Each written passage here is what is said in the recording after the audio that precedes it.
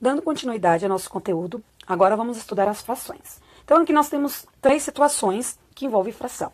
A primeira delas é um problema que a gente vai, aqui é bem comum, se a gente vai numa pizzaria e eles geralmente dividem a pizza em partes iguais. Às vezes tu pede média, é 8 pedaços, grande, 16, né, depende da pizzaria.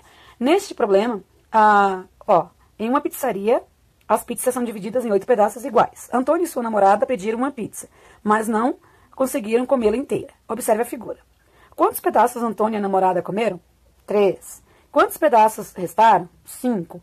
Essa situação pode ser representada por fração, a qual Antônio e a namorada comeram 3 oitavos da pizza e sobrou 5 oitavos. Sendo que o todo é representado por 8 sobre 8, que seria os 8 pedaços, ou um inteiro. A fração pode representar partes de um todo. Ela determina a divisão de partes iguais, sendo que cada parte é uma fração do inteiro. O que isso significa? Que se eu quero pegar qualquer coisa e quiser transformar em fração, a divisão tem que ser igual, não posso desenhar de qualquer jeito. Vamos imaginar a segunda situação. Miguel tem uma barra de chocolate e quer dividi-la de forma igual entre seus 4 netos. Como você acha que Miguel deve fazer essa divisão? Bom, se ele tem uma barra, dividir em 4 partes. Quanto do chocolate cada neto de Miguel receberá após a divisão? Olha, se ele tem 4 e cada um vai receber uma parte, de 4 é 1/4, ok? É 1 dividido por 4, então 1/4.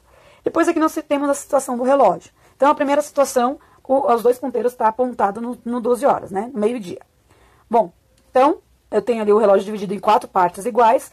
A segunda imagem, o relógio está o ponteiro dos minutos está no 3. Significa que já passou 1/4 de uma hora, ok? E na outra passou a metade, já está no 6, ó, a metade de uma hora. E assim a gente consegue aprender as horas a partir daqui, né? Não sei se vocês já sabem ver hora. Depois a gente vai trabalhar melhor essa questão das horas aqui. As frações, como 1/4 pode ser associada à ideia de resultado da divisão de 2 números naturais, né? Uma ideia geral, assim, de fração. Agora vamos ver uns exemplos que a prof elaborou para vocês. Agora que a prof fez alguns desenhos, né, envolvendo um círculo e uma barra, e barras. Para fazer o círculo, a prof pegou uma moeda, colou nessa moeda um papel e usou o papel quadriculado e posicionou a moeda para fazer essa marcação, ó, para dividir ao meio. Por que isso? Porque assim eu garanto que a minha moeda, o meu desenho fique exato, ok? E aí, se vocês quiserem fazer a mesma coisa, ter uma moeda dessa no material de vocês é bem importante, porque vocês vão ganhar tempo na hora de desenhar as figuras, agora que a gente vai usar bastante na parte de fração. Bom, aqui tem que cuidar a pergunta. Se a pergunta for, qual é a fração que representa a parte pintada, o de cima é o 1, e embaixo é a quantidade do total, né? 4 partes. Então, 1/4. Agora, se a pergunta for, qual é a parte branca, é 3/4, ok? Percebo que a soma aqui desses 2 números vai dar exatamente o que está embaixo. Já aqui eu tenho o seguinte, eu tenho a representação, ó, eu dividi em mais partes, aqui eu tinha 4 partes, aqui eu tenho 8 partes. Então, embaixo, eu já sei que é 8. Quantas partes pintadas eu tenho? 2, e aqui embaixo 8. Mas, se eu quiser considerar que eu dividi em 4, porque é exatamente, ó, se eu pegar de 2 em 2 dá 4, ó, 2, 2, 2 e 2, vai dar 4. Então, eu posso também colocar que é 1/4. Se você colocar assim, tá certo. Se você colocar assim, tá certo. Vai depender do que a gente tá vendo no momento. Para a parte pintada. Se fosse o contrário, ia dar a mesma coisa, né? Ou 3/4, ou 1, 2, 3, 4, 5, 6. 6 oitavos. Para a parte branca, né? Vamos colocar aqui branca. Ou sem pintar. Algo assim. Então, ou ainda poderia ser, esses 2 estão certos, mas se eu quiser considerar 1, 2, 3, 3/4, também tá certo.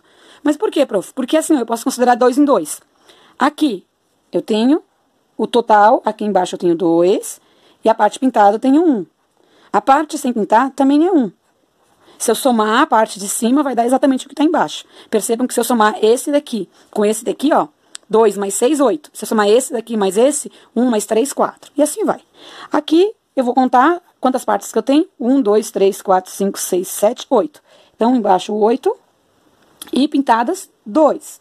Significa que a parte branca tem 6 sobre 8.